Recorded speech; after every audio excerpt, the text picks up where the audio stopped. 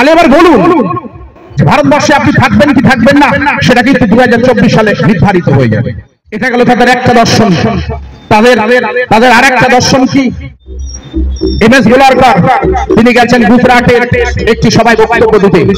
সেখানে বলছেন যে ভারতবর্ষে যদি কোনো আদিবাসী সম্প্রদায় যদি বিবাহযোগ্য হয়, তাহলে সেই আদিবাসী রমণীটাকে প্রথমেই বিয়ে দিতে হবে কোন একটা ব্রাহ্মণ পুরুষের সঙ্গে। তার প্রথম সন্তানটি জন্মগ্রহণ করার পর, সেই সন্তান লালন পালন করার পর ওই শূদ্র মেয়েটিকে শূদ্র ঘরের কোন ছেলের সঙ্গে বিয়ে দিতে হবে। পশ্চিমবঙ্গ নাগরিক সমাজ একটি সামাজিক সংগঠন। সেই সামাজিক সংগঠন ইন্ডিয়া জোটকে সমর্থন করেই আজকের এই পথসভার আয়োজন করা হয়েছে। এখন প্রশ্ন উঠতে পারে যে এই সামাজিক সংগঠন ইন্ডিয়া জোটকে সমর্থন করলো কেন?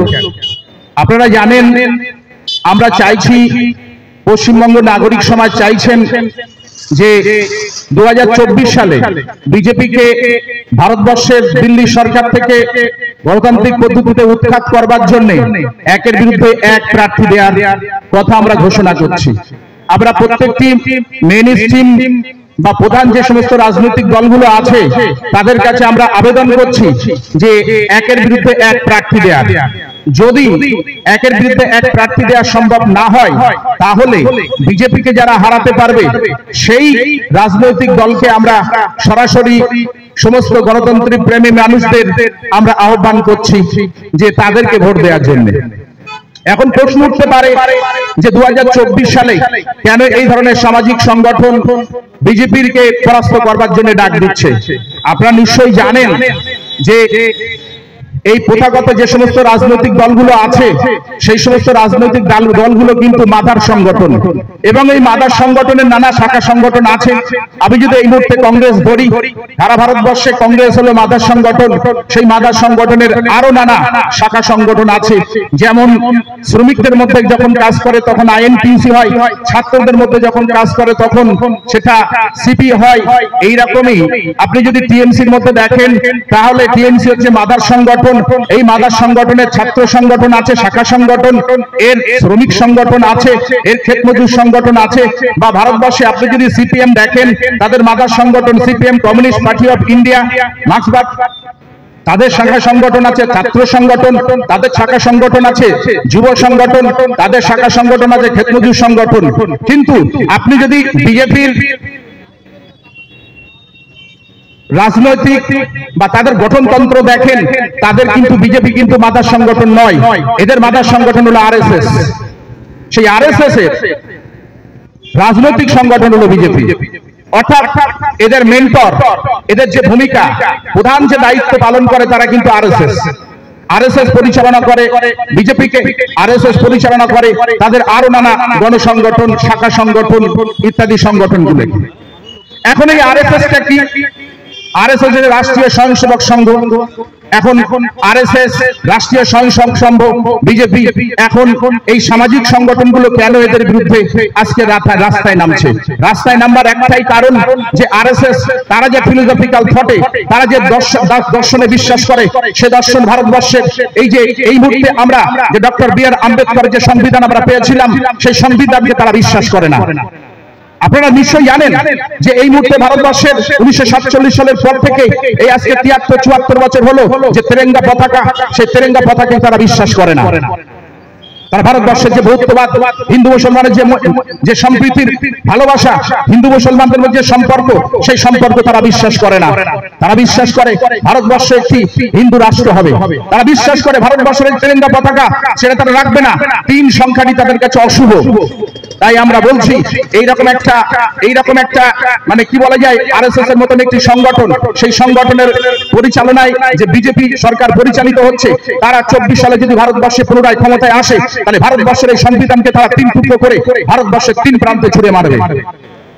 তাই সংবিধান বাঁচানোর তাগিদেই আমরা বলছি যে 2024 সাল এটা কোন আর 5টা নির্বাচন নয়, 24 সালের ভারতবর্ষের স্বাধীনতা সংগ্রামে আরেকটি সংগ্রাম, আরেকটি লড়াই।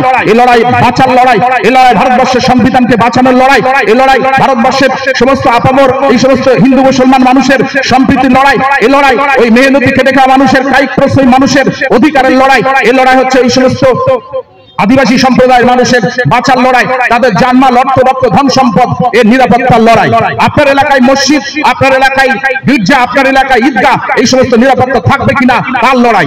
তাই আমরা বলছি 2024 সাল আর 5টা নির্বাচনের মতন নয়, এই নির্বাচন হলো ভারতবর্ষের স্বাধীনতা সংগ্রামের আরেকটি লড়াই। এই লড়াইয়ে আমরা চাইছি এখানে কোনো প্রথম শত্রু দ্বিতীয় শত্রু নয়, এখানে কোনো লেসার ইভিল গ্রেটার ইভিল নয়, এখানে ছোট শত্রু বড় শত্রু নয়। আমরা মনে করি এখানে একটাই শত্রু আছে, সেটা বিজেপি শত্রু। সে বিজেপি শত্রুকে পরাস্ত করতে হবে। আপনারা দেখেছেন 1947 সালের আগে নিশ্চয়ই ভারতবর্ষে বিভিন্ন ধরনের রাজনৈতিক এবং সামাজিক আন্দোলন হয়েছে। সেই আন্দোলনে কিন্তু কমিউনিস্ট পার্টি তারা আন্দোলন করেছে, কংগ্রেস, ভারতের জাতীয় কংগ্রেস তারা আন্দোলন করেছে, নরমপন্থী আন্দোলন করেছে, নরমপন্থী আন্দোলন করেছে, কিন্তু প্রত্যেকের লক্ষ্য ছিল কিন্তু একটাই। সে লক্ষ্য কি? সে লক্ষ্য হচ্ছে ভারতবর্ষের এই এর থেকেই বিজেপিকে এই ভারতবর্ষের এই যে 1947 সালের আগেই ইংরেজদেরকে তাড়াতে হবে। তাদের কাছে একটাই শত্রু ছিল, সেই শত্রু হচ্ছে ইংরেজ শত্রু। সেই শত্রুকে তাড়ানোর জন্য সেদিন ভারতবর্ষের বিভিন্ন প্রান্তের একেবারে আশুমুদ্র হিমাচল পর্যন্ত, পশ্চিমবাংলার উত্তরে কাশিয়াং, কালিম্পং, শিলিগুড়ি, কুচবিহার, দিনাজপুর থেকে শুরু করে পশ্চিমবঙ্গের একেবারে দক্ষিণে দেওলগঞ্জ, গোসা, মাতলা, লক্ষ্মীকান্তপুর, জেলেখালি বিস্তীর্ণ অঞ্চলের মানুষ কিন্তু সেদিন ডাক দিয়েছিল ইংরেজ সরকারকে তাড়ানোর জন্য, একটাই শত্রু মনে করেছিল।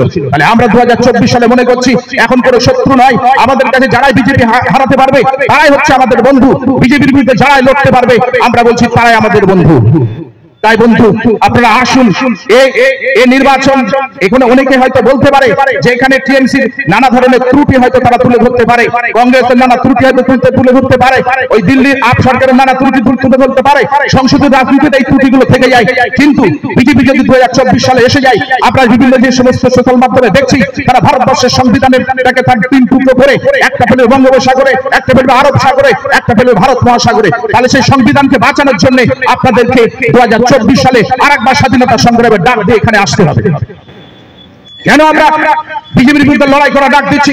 আপনারা আমি একটু আগেই বলছিলাম, আবার পূর্ববর্তী বক্তায় তিনি বলেছেন যে ভারতবর্ষে নিশ্চয়ই আপনারা জানেন যে তাদের ফিলোসফিটা কি, তারা কোন দর্শনে বিশ্বাস করে। তারা বলছেন, আরএসএস বলছেন যে ভারতবর্ষে মুসলিমদের যদি থাকতে হয়, খ্রিস্টানদের যদি থাকতে হয় এবং কমিউনিস্টদের যদি থাকতে হয়, তাহলে ভারতবর্ষের এখানে যে সমস্ত সংখ্যাগুরু সম্প্রদায় তাদের আধিপত্যবাদ মেনে নিয়ে থাকতে হবে। তারা যে দর্শনে বিশ্বাস করে, তারা যে খাদ্য প্রণালীতে বিশ্বাস করে, তারা যে ধর্ম প্রণালীতে বিশ্বাস করে, তারা যে সৎকার প্রণালীতে বিশ্বাস করে, সেই সমস্ত আপনাদেরকে বিশ্বাস করতে হবে। অর্থাৎ তারা যদি সেই বিশ্বাসে না সহমত পোষণ না করে, তাহলে ভারতবর্ষের মুসলিম, খ্রিস্টান এবং কমিউনিস্টদেরকে কি বলছেন? তাদেরকে বলছেন বেনাগরিক করে দেওয়ার কথা বলছেন। তারা বলছেন আরএসএস এর গুরুজি এমএস গোলারকার, তার একটা বই আছে বাউন্স অফ থটস বা উই আর ন্যাশনাল ডিফাইন। এই দুটি বই যদি আপনারা পড়েন বা দেখেন তাহলে দেখবেন ওদের ফিলোসফিটা কি। ওরা বলছেন যে ভারতবর্ষের মুসলিমদেরকে বেনাগরিক করতে হবে। যত সময় পর্যন্ত সংখ্যাগুরু সম্প্রদায়ের চিন্তা চেতনা ভাবনায় যদি তারা বিশ্বাস না হয়।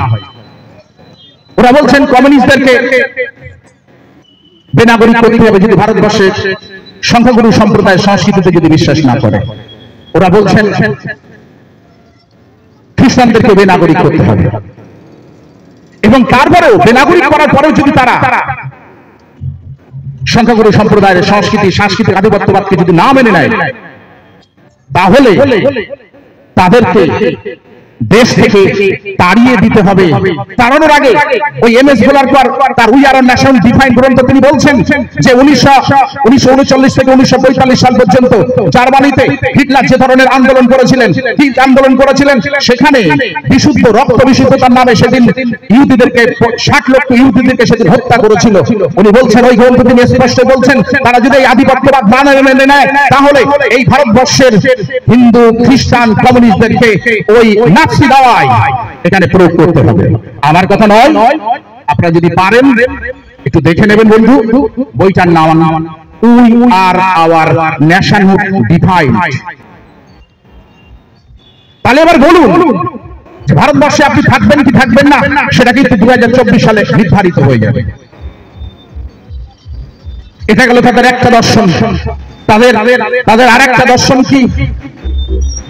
এমএস গোলারকার তিনি গেছেন গুজরাটের একটি সভায় বক্তব্য দিতে, সেখানে বলছেন যে ভারতবর্ষে যদি কোন আদিবাসী সম্প্রদায় যদি বিবাহযোগ্য হয় তাহলে সেই আদিবাসী রমণীটাকে প্রথমেই বিয়ে দিতে হবে কোন একটা ব্রাহ্মণ পুরুষের সঙ্গে। তার প্রথম সন্তানটি জন্মগ্রহণ করার পর, সেই সন্তান লালন পালন করার পর ওই শূদ্র মেয়েটিকে শূদ্র ঘরের কোন ছেলের সঙ্গে বিয়ে দিতে হবে। এখন বলতে পারেন কারা শূদ্র? আমাদের পশ্চিমালাতে দুই ধরনের শূদ্র বাস করে, একটা দেশি শূদ্র, একটা বিদেশি শূদ্র। দেশি শূদ্র কারা? দেশি শূদ্র কারা? এখানে যাদের ডোম, বাগদি থেকে শুরু করে জেলে থেকে শুরু করে পণ্ডক্ষত্র, নাপিত থেকে শুরু করে মতুয়া থেকে শুরু করে এই ধরনের সম্প্রদায়কে বলা হয় আমাদের দেশীয় শূদ্র। আর বিদেশি শূদ্র হলো কোল, ভিল, মুন্ডাল, সাঁওতাল। এই সমস্ত ঘরের মেয়েদের, বিবাহযোগ্য মেয়েদের বিয়ে দিতে হবে প্রথম ব্রাহ্মণদের সঙ্গে। এই হচ্ছে তাদের ফিলোসফিক্যাল থট, এই হচ্ছে তাদের দর্শন। শুধু তাই নয় বন্ধু, এটা গেল তাদের সামাজিক অবস্থান। আপনারা মাঝে মাঝে দেখেন যে শূদ্রদের সঙ্গে তারা কি ধরনের আচার ব্যবহার করে। সাম্প্রতিক সময়কালে আপনারা দেখেছেন মধ্যপ্রদেশে সেখানে একটি শূদ্র সে ঝাড়ু দেয়, সেই ঝাড়ুর দ্বারের মুখের উপরে সেখানকার একজন সাংসদ তিনি সরাসরি তার উপরে একরকম বলা যায় ল্যাটিন করছেন, অর্থাৎ এরকম একটা অবস্থায়। তাহলে সেই জন্য আমরা বলছি যে ভারতবর্ষের 2024 সালের নির্বাচন আর 5টা নির্বাচন নয়। আপনি যদি দেখেন এদের সমাজনীতি এই, আপনি যদি দেখেন অর্থনীতির প্রশ্ন দেখবেন এরা শুধু বেচে দাও আর বেচে দাও, শুধু বেচে দাও নয়, পাশাপাশি বিক্রি করার মধ্য দিয়ে সমস্ত সরকারি সম্পদগুলো তারা বেসরকারীকরণের দিকে এগিয়ে যাচ্ছে। আপনারা যদি দেখেন এই করোনা কালের মধ্যে তারা প্রায় 40টির মতন সরকারি সংস্থা বিক্রি করে দিয়েছে। সেই 40টি সরকারি সংস্থার মধ্যে কি আছে? বেঙ্গল কেমিক্যাল আছে। এই বেঙ্গল কেমিক্যাল কে তৈরি করেছিলেন? এই বেঙ্গল কেমিক্যাল তৈরি করেছিলেন আমাদের বাঙালি বিজ্ঞানী প্রফুল্লচন্দ্র রায়। তার উদ্দেশ্য ছিল কি? বাংলার ঘরে ঘরে এই সমস্ত ছেলেমেয়েরা সবাই চাকরি পাবে না, তাহলে তাদেরকে ব্যবসা করার সুযোগ করে দিতে হবে। সেই ব্যবসার জন্য সেদিন একটি সরকারি প্রতিষ্ঠান করা হচ্ছিল বেঙ্গল কেমিক্যাল। সেই বেঙ্গল কেমিক্যাল আমরা দেখছি করোনা কালে বিক্রি করে দেওয়া হচ্ছে। আপনারা নিশ্চয়ই দেখেছেন যে এই সমস্ত এই সময়কালে তারা রেল বিক্রির একটা ডাক দিচ্ছে। আপনারা নিশ্চয়ই দেখেছেন তারা এই মুহূর্তে তারা ব্যাংকগুলো বিক্রি করে দেওয়ার জন্য উঠে পড়ে লেগেছেন। আপনারা নিশ্চয়ই যারা একটু খোঁজ রাখেন তারা নিশ্চয়ই জানবেন 1969 সালে এই সমস্ত বেসরকারি ব্যাংকগুলো ইন্দিরা গান্ধী সেদিন সরকারিকরণ করেছিল। তারপরে দেখা গেল 1980 সালে এই ব্যাংকগুলো, বেসরকারি ব্যাংকগুলো আস্তে আস্তে সেগুলো কিন্তু সরকারিকরণের মধ্য দিয়ে সব মিলে 20টির মতো সরকারি ব্যাংক সেদিন ভারতবর্ষ অবস্থান করছিল। এই বিজেপি সরকার 2014 সালে আসবার আগে সারা ভারতবর্ষে সরকারি ব্যাংক ছিল 28টি ব্যাংক। সেই 28টি ব্যাংক থেকে কমতে আজকে তারা নিয়ে এসছেন 12টি ব্যাংক, এবং শুধু 12টি ব্যাংক নয়, আর আগামী দিনে তারা বলছেন এই ব্যাংকগুলো কমাতে তারা 8টা ব্যাংকে নিয়ে আসবে। এখন বলতে পারেন ব্যাংক বেসরকারীকরণ হলে আমাদের সুবিধা কি, আমাদের অসুবিধা কি? আপনাদের নিশ্চয় মনে থাকবার কথা যে ব্যাংক বেসরকারি হলে কি হয়। মুম্বাইয়ের একটি ব্যাংক, তার ব্যাংক সারা ভারতবর্ষে আছে, ইয়েস ব্যাংক। সেই ইয়েস ব্যাংকের একজন সিও রানা কাপুর, তার নিয়ন্ত্রণে ব্যাংকটি চলতো, বেসরকারি ব্যাংক। সেই ব্যাংকে একটি মা 10 লাখ টাকা সেখানে মেয়ের বিয়ের জন্য সেখানে সেভিংস করেছিলেন, কিন্তু হঠাৎ করে দেখা গেল সেই ইয়েস ব্যাংক উঠে গেল, বেসরকারি ব্যাংক উঠে গেলে রিজার্ভ ব্যাংক তার দায়ভার সেই অর্থে নেয় না, সরকারি ব্যাংক উঠে গেলে সরকার তার দায়ভার নাই। কি হলো শেষ পর্যন্ত? সেই মা এসে আমরা দেখছি সেই দেওয়ালের গায়ে মাথা ঠুকে বলছেন যে আমি আমার মেয়ের বিয়ে দেবো কিভাবে। তাহলে এইভাবেই আজকের আমরা দেখুন যে পাঞ্জাব ন্যাশনাল ব্যাংক, আবার পূর্ববর্তী বক্তা বলছিলেন পাঞ্জাব ন্যাশনাল ব্যাংক আজকের ইউনাইটেড ব্যাংকের সঙ্গে মার্জ করে দেওয়া হচ্ছে। এইভাবে শুধু ইউনাইটেড ব্যাংক না, সিন্ডিকেট ব্যাংক তার সঙ্গে মার্জ করে দেওয়া হচ্ছে। শুধু তাই নয়, এলাহাবাদ ব্যাংক তার সঙ্গে মার্জ করে দেওয়া হচ্ছে। দিয়ে আজকের সারা ভারতবর্ষে ব্যাংক কমাতে তারা আজকের 12টি ব্যাংকে নিয়ে এসছে। আগামী দিন তাদের ইচ্ছা হচ্ছে কটা ব্যাংক নিয়ে আসবে? তারা নিয়ে আসবে মাত্র 4টি ব্যাংকে। তাহলে এই হচ্ছে তাদের সরকারি অবস্থান। শুধু তাই নয়, বিএসএনএল মতো একটি সরকারি সংস্থা, যে বিএসএনএল মধ্য দিয়ে, বিএসএনএল ওই টাওয়ারের মধ্য দিয়ে আজকের চাঁদে যখন ওই সমস্ত যখন আমাদের দেশীয় প্রযুক্তিতে যখন চাঁদে বিভিন্ন ধরনের জিনিস পাঠানো হচ্ছে, তার সঙ্গে যোগাযোগ রাখছে কারা? এই বিএসএনএল এর টাওয়ার দিয়ে যোগাযোগ রাখছে। অথচ সেই বিএসএনএল প্রতিষ্ঠানে যারা কর্মচারী ছিলেন, দুর্ভাগ্যের বিষয় তাদেরকে বাধ্য করেছে সরকার তাদেরকে ছাঁটাই করে দিতে। আপনার নিশ্চয়ই মনে থাকবার কথা যে পাঞ্জাব ন্যাশনাল ব্যাংক থেকে একজন ব্যক্তি নীরব মোদী তিনি একাই 15,000 কোটি টাকা সেখানে তুলে নিয়ে গেছেন। আমরা সন্দেহ প্রকাশ করছি, আমরা দাবি করছি যে কোন একটি ব্যাংক থেকে যদি কেউ 1 লাখ 2 লাখ 5 লাখ টাকা যদি লোন নিতে যায়, নিশ্চয়ই এখানে ইউনাইটেড, এখানে নিশ্চয়ই পাঞ্জাব, এখানে নিশ্চয়ই SBI ব্যাংক আছে, এখানে নিশ্চয়ই আপনারা দেখুন ব্যাংক অফ ইন্ডিয়া আছে। এই ব্যাংক অফ ইন্ডিয়াতে যদি আপনি লোন নিতে যান তাহলে এখানকার ম্যানেজার সে কিন্তু একটা নির্দিষ্ট পরিমাণ টাকার বেশি লোন দিতে পারে না। তারপরে যদি লোনটা বেশি হয়ে যায় তাহলে জোনাল অফিসে পাঠানো হয়, তারপরে যদি বেশি হয়ে যায় তারপরে একেবারে সেন্ট্রাল থেকে সেটা নিয়ন্ত্রণ করতে হয়। তাহলে একজন ব্যক্তি নীরব মোদী তিনি একটা ব্যাংক থেকে 15,000 কোটি টাকা নিয়ে যাচ্ছেন। আমরা সন্দেহ প্রকাশ করছি এই 15,000 কোটি টাকার একজন ব্যক্তির নামে স্যাংশন করার পিছনে আমাদের বর্তমান অর্থমন্ত্রী নির্মলা সীতারামন, আমরা সন্দেহ প্রকাশ করছি, আমরা দাবি করছি উনি ওর সঙ্গে যুক্ত আছেন। ইডি সিবিআই শুধু পশ্চিমবাংলা, ইডি সিবিআই শুধু বিরোধী ওই সমস্ত রাজনৈতিক দলের পিছনে নেবে, বিরোধী দলকে ছত্রভঙ্গ করবার জন্য তারা ইডি সিবিআই ব্যবহার করছে। অথচ একজন 15,000 কোটি টাকা তিনি লোন নিচ্ছেন, সেই লোন নিয়ে তিনি পালিয়ে গেলেন বিদেশে। তাহলে লোন স্যাংশন হলো কিভাবে? নির্মলা সীতারামনের সবুজ সংকেত না হলে ওই লোন স্যাংশন হয়নি। আমরা দাবি করছি ইডি সিবিআই নির্মলা সীতারামনকে সরাসরি জেরা করুক। আমরা দাবি করছি যে একজন ব্যক্তি তিনি এত কোটি টাকা যখন ফেরার হয়ে গেছে, তিনি যখন এয়ারপোর্ট দিয়ে পালিয়ে যাচ্ছেন, ভারতবর্ষের স্বরাষ্ট্রমন্ত্রী অমিত শাহ নিশ্চয়ই তিনি জানেন। আমরা দাবি করছি ওই ইডি সিবিআই নির্মলা সীতারামনের পাশাপাশি অমিত শাহকে জেরা করুক। কিন্তু আপনারা দেখেছেন এতদিন পর্যন্ত এখনো পর্যন্ত ইডি সিবিআই যত সব বিরোধী পক্ষকে তাদের মেরুদণ্ডকে ভেঙে দেওয়ার জন্য ইডি সিবিআই লাগিয়েছে। ইডি সিবিআই একটি রাজনৈতিক হাতিয়ার। কোন একটি দলকার, কোন একটি দল, কোন একটি সরকারকে যখন গণতান্ত্রিক উপায় ফেলা যায় না, তখন সেই দলকে জনগণের কাছে ভিলেন রূপে বানানোর জন্য তাদেরকে কি করা হয়? অর্থনৈতিক প্রস্তুতের তকমা দিয়ে তাদেরকে জনগণের কাছে কলঙ্কিত রূপে উপস্থাপন করা হয়। আপনারা নিশ্চয় দেখেছেন বিহারের লালু প্রসাদ যাদব, তাকে কোনো মতে ফেলা যাচ্ছে না, শেষ পর্যন্ত তাকে পশুখাদ্য কেলেঙ্কারি দিয়ে তাকে জেলে ভরানো হয়েছে। আপনারা নিশ্চয় দেখেছেন দক্ষিণ ভারতের জয়ললিতা সরকারের একজন বিশিষ্ট উপমুখ্যমন্ত্রী ভি সেন্থিল বালাজি, তাকে পর্যন্ত সেই ইডি সিবিআই আজকে তাকেও জেলে ধরে রাখা হয়েছে। আপনারা নিশ্চয়ই জানেন যে দিল্লির আপ সরকার, সেই আপ সরকারের একজন প্রধান মুখ্যমন্ত্রী মনীষ সিসোদিয়া, আমি সব নামগুলো আসলে মনে করতে পারছি না, মনীষ সিসোদিয়া, তাকেও কিন্তু ইডি সিবিআই ধরে রেখেছে। আপনারা নিশ্চয়ই জানেন যে ওই দলের আপ দলের একজন সাংসদ সঞ্জয় সিং, তাকেও কিন্তু ইডি সিবিআই অর্থনৈতিক প্রস্তুতে তাকে সেখানে জেলে ভরে রেখেছে। কিন্তু আপনারা আশ্চর্য হয়ে যাবেন যে দিল্লি মহারাষ্ট্রের একজন বিখ্যাত একজন নেতা শরদ পাওয়ারের ভাইপো অজিত পাওয়ার, তার নামে ব্যাংক কেলেঙ্কারি আছে, 1,000 কোটি টাকার ব্যাংক কেলেঙ্কারি। সেই 1,000 কোটি টাকার ব্যাংক কেলেঙ্কারি তাকে বাঁচবার জন্য কি হলো? শেষ পর্যন্ত যেদিন তিনি বিজেপি দলে নাম লেখালেন তখন কি হলো? তার সাক্ষ্য মাফ হয়ে গেল, তার বাড়িতে আর ইডি সিবিআই যায় না। কি অদ্ভুত ব্যাপার! আপনারা নিশ্চয়ই দেখেছেন সত্যপাল মালিক, তিনি 3 বারের সাংসদ, 2 বারের এমএলএ, আরএসএস এর একজন সদস্য এবং জম্মু কাশ্মীরের তিনি রাজ্যপাল ছিলেন।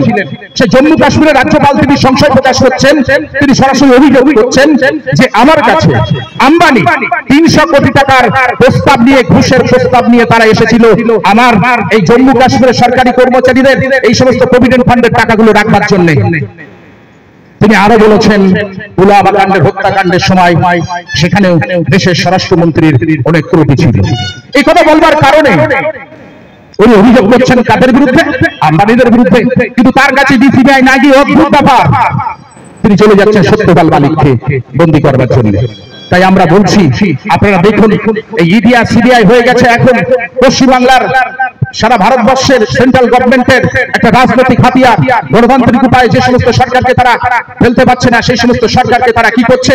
ইডি সিবিআই এর নামে লেলিয়ে দিয়ে তারা সরকারকে, জনগণের সামনে সরকারকে কলঙ্কিত করতে চাইছে। আপনারা নিশ্চয়ই জানেন এখান থেকে বেশি দিন নয়, এখান থেকে সম্ভবত মাস 6 আগে গুজরাটে একটি ব্রিজ উদ্বোধন করতে গিয়ে উদ্বোধন হয়ে গেছে। উদ্বোধন হওয়ার পরে মাছু নদী বলে একটি ব্রিজ, মাছু নদীর উপর একটি ব্রিজ, ঝুলন্ত ব্রিজ তৈরি হচ্ছে। সেখানে উদ্বোধন করছেন কে? গুজরাটের মুখ্যমন্ত্রী। উদ্বোধন করার পরে কি হলো? সেই ব্রিজ ভেঙে পড়ে গেল। তাহলে কাটমানি কিন্তু সেখানে খাওয়া হচ্ছে। ইডি সিবিআই কিন্তু সেখানে যাবেন না। যত ইডি সিবিআই সব কোথায়? পশ্চিমবাংলা। যত ইডি সিবিআই কোথায়? বিরোধী দলগুলি, কংগ্রেস, তাহলে এই জন্য আমরা বলছি যে ইডি সিবিআই পশ্চিমবাংলাতে ওরা শুধু পশ্চিমবাংলা বলবো না, সারা ভারতবর্ষে এরা একটা কি বলা যায়, মানুষের কাছে এই গণতান্ত্রিক পদ্ধতিতে নির্বাচিত একটি সরকারকে কলঙ্কিত করে দেওয়ার জন্য তারা একটা চক্রান্ত করছে। সেই চক্রান্তের জন্য তারা রিপাবলিক বাংলার মতন একটি চ্যানেল তৈরি করেছে, সিএন বাংলার মতন একটি চ্যানেল তৈরি করেছে, আরো এই সমস্ত নানাবিধ চ্যানেল তৈরি করেছে। এবং দুর্ভাগ্যের বিষয়, সেই রিপাবলিক বাংলার মুখপাত্র হয়ে উঠেছে আজকে ভারতের কমিউনিস্ট পার্টি, মার্ক্সবাদী সিপিআইএম দলের মুখপাত্র আজকে রিপাবলিক বাংলা, কমিউনিস্ট পার্টির মুখপাত্র হয়ে উঠেছে সিএন বাংলা। তারা একবারও দাবি করছেন না যে এই যে ইডি সিবিআই তারা প্রতিনিয়ত চোর ধরবার স্লোগান দিচ্ছে, কিন্তু তাদের তো ডাকাত ধরবার স্লোগান দেওয়া উচিত ছিল। আপনারা নিশ্চয়ই জানেন যে তাদের কান্নুর পার্টি সম্মেলন, সেখানে তারা সিদ্ধান্ত করেছে যে ভারতবর্ষে বিজেপিকে তাড়ানোর জন্য সমস্ত গণতান্ত্রিক শক্তির সঙ্গে এক হতে হবে। কিন্তু বাংলা এসে তারা বলছে আমরা ধরি মাছ নাছুই পানি। একই সঙ্গে বন্ধু, দুই শক্তির বিরুদ্ধে লড়াই করা যায় না। দুই শক্তির বিরুদ্ধে লড়াই করতে গেলে এই ফ্যাসিস্ট শক্তি জয়যুক্ত হবে। ইতিহাস তাই বলে। 1917 সালে লেনিনকে আমরা যখন দেখেছিলাম, একই সঙ্গে জার আছে, অন্যদিকে এসআর এর মতো ওই সমস্ত বুর্জোয়া দল আছে, সেদিন কিন্তু লেনিন এই জারকে হটানোর জন্য এসআর এর মতন শক্তিকে সঙ্গে নিয়ে সেদিন জারকে পরাজিত করেছিল। আপনারা যদি চীনের দিকে তাকান, তাহলে সেখানেও কিন্তু মাও সেতুং সেখানে ওই আফিম চাষের বিরুদ্ধে যারা সেদিন বিভিন্ন ধরনের সংগ্রাম, আফিম চাষের বিরুদ্ধে যদি সংগ্রাম করছিল মাও সেতুং, এবং সেই আফিম চাষের পক্ষে এক শ্রেণীর বুর্জোয়া বিভিন্ন ধরনের দল কিন্তু সেখানে নেমে পড়েছিল। তাহলে সেদিন কিন্তু একা মাও সেতুং এর পক্ষে কিন্তু লড়াই করা সম্ভব হয়নি। তাই মাও সেতুং কিন্তু সেদিন ইয়ারসানের মতন আরো অনেক ব্যক্তিদের সহযোগিতা নিয়ে কিন্তু সেদিন সেই সরকারের বিরুদ্ধে, সেই বুর্জোয়া সরকারের বিরুদ্ধে, ফ্যাসিস্ট সরকারের বিরুদ্ধে লড়াই করেছিল। তাই আমরা বলছি যে 2024 সাল বিজেপির মতন একটি এইরকম একটি ফ্যাসিস্ট দল, যে ফ্যাসিস্ট দল ভারতবর্ষের হিন্দু মুসলমানের ঐক্য তারা বিশ্বাস করে না। তারা ভারতবর্ষের রবীন্দ্রনাথ ঠাকুরের মতন সেই ভারতচিত্র কবিতা হেমর চিত্তে পূর্ণ চিত্তে জাগর ফিরে, এই ভারতের মহাভারতের সার্বতীরে হেতায় আটছ হেতায় নাটছ হেতায় বেড়াবি চীন শকুন্তল মুঘল পাঠান এক পশ্চিমবঙ্গ যে খুলিয়াছে দ্বার, সেখান থেকে আনো সব সুন্দর উপহার। ভারতবর্ষের সেই বহু মানবের একটি তীর্থস্থান হচ্ছে ভারতবর্ষ। এই ভারতবর্ষের বহু মানবের হিন্দু মুসলমান খ্রিস্টান জৈন এই তীর্থের স্থান তারা বিশ্বাস করে না। তারা বিশ্বাস করে ভারতবর্ষে একটি একাত্মবাদী সংস্কৃতির দেশ হবে, সেই দেশের সংবিধান হবে তাদেরই তৈরি করা সংবিধান। এমএস গোলারকারের once of thoughts we are nationality fine, এই সমস্ত বই হবে তাদের ভারতবর্ষের সংবিধান। তাই আমরা বলছি যে এই ব্যাপারটি ফ্যাসিস্ট সরকারকে 2024 সালে সরিয়ে দেওয়ার জন্য, গণতান্ত্রিক পদ্ধতিকে সরিয়ে দেওয়ার জন্য আসুন আপনারা সম্মিলিত হয়ে যে দল যেখানে হারাতে পারবে, বিজেপিকে হারাতে পারবে, সেই দলকে ভোট দিন। অথবা ইন্ডিয়া জোট, আমরা সমর্থন করছি ইন্ডিয়া জোটের, যেখানে যে প্রার্থী হবে সেই ইন্ডিয়া জোটকে বিপুল ভোটে জয়যুক্ত করে এই ফ্যাসিস্ট সরকারকে দিল্লি সরকার থেকে আমরা তাড়িয়ে দেওয়ার আহ্বান করছি আপনাদের কাছে।